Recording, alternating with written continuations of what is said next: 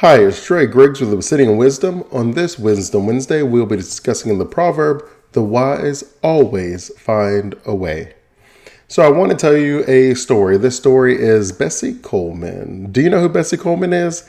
If you don't, she is the first black civilian who had a pilot's license. She was a pilot in the U.S. in 1921. So if you know the times, then you know that that is a pretty big deal, that is not an easy thing to do.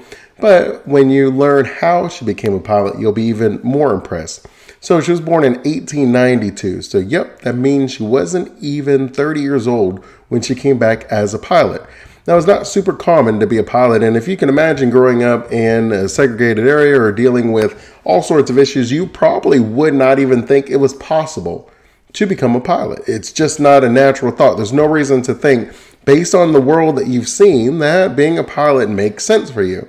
But you will find that there is always a way if you're willing to look hard enough.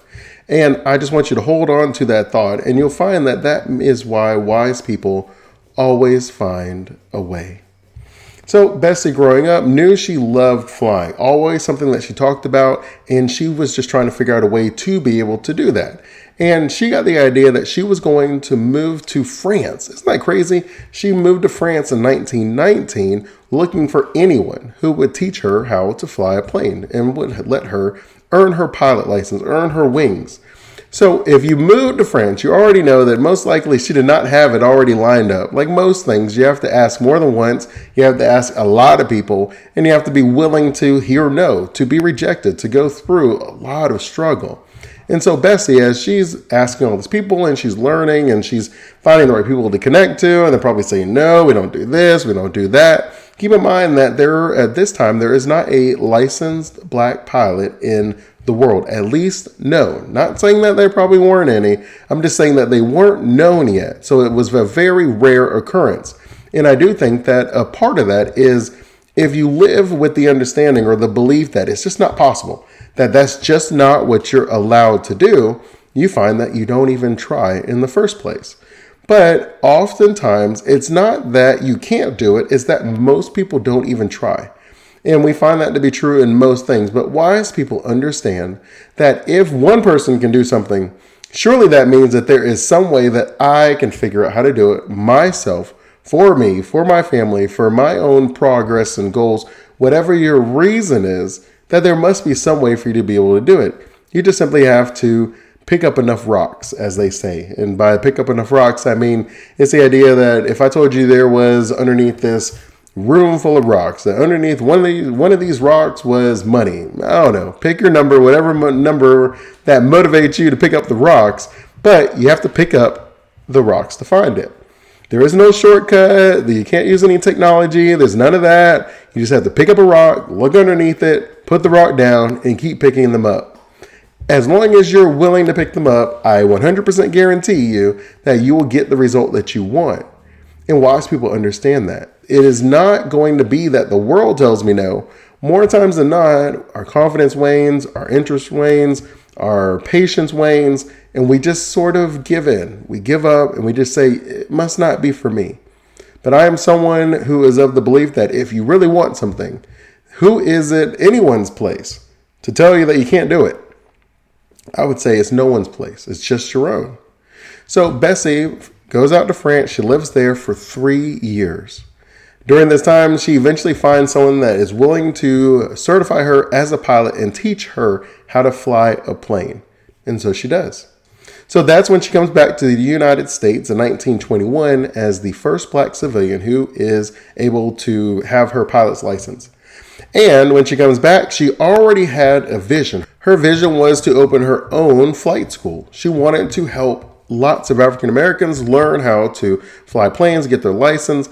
During this time, to build up interest, to pay the bills, she would do like jumps from planes with parachutes. She would talk in lectures at different schools where she would speak on her love and her passion. And she only performed for desegregated crowds. That was her condition. She wasn't going to just perform for one or the other because she believed, she saw something that was completely unseeable for the majority of people, where people are like, that's just not acceptable. That's not how things are today.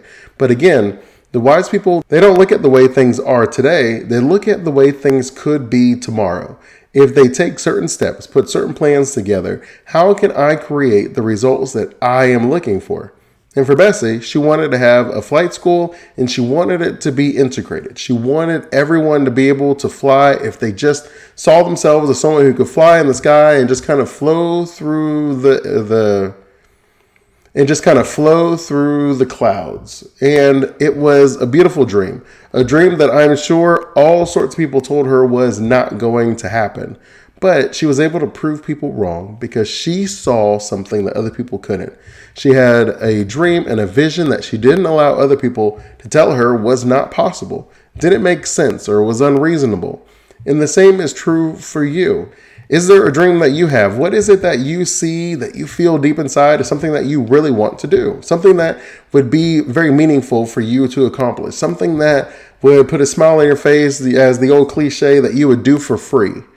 Now, granted, you don't have to do it for free, but it's often a good question because a lot of the way that we live in this world, we often are trying to figure out how much does something cost before we decide whether we want to do it. But what if you ask yourself, what do I really want to do before you figure out how much it costs? Because if you ask how much it costs, you may talk yourself out of it before you even get started. And wise people understand that it's up to me to decide what is it that I want my life to represent? What is it that I am trying to accomplish? And is there a way for me to accomplish this? It's not that it's going to happen overnight because it may, but it may not. But if it's something that you're willing to go to the ends of the earth to accomplish, then who can stop you? I'd love to hear your thoughts in the comments below. What is it that drives you, motivates you, that you want to accomplish? If there's only 3 things that you can accomplish in your life and you would say, I did it right, what would one of those 3 things be? This realistically should be something that at least takes a minimum of 10 years to accomplish. Now, you could probably convince me. You can tie my hand behind my back and get me to say, sure, if it's 5 years, you can make it on the list.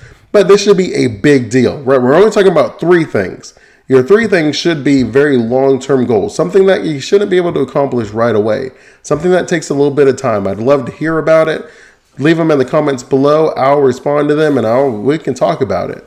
If you have any additional retirement questions, hey, always reach out to me. If you have a question in a video you'd like to see, put them in the comments as well. This is Dre Griggs with Obsidian Wisdom. Until next time, Wisdomites, remember, wisdom is asking the right questions to allow yourself to get the right answers.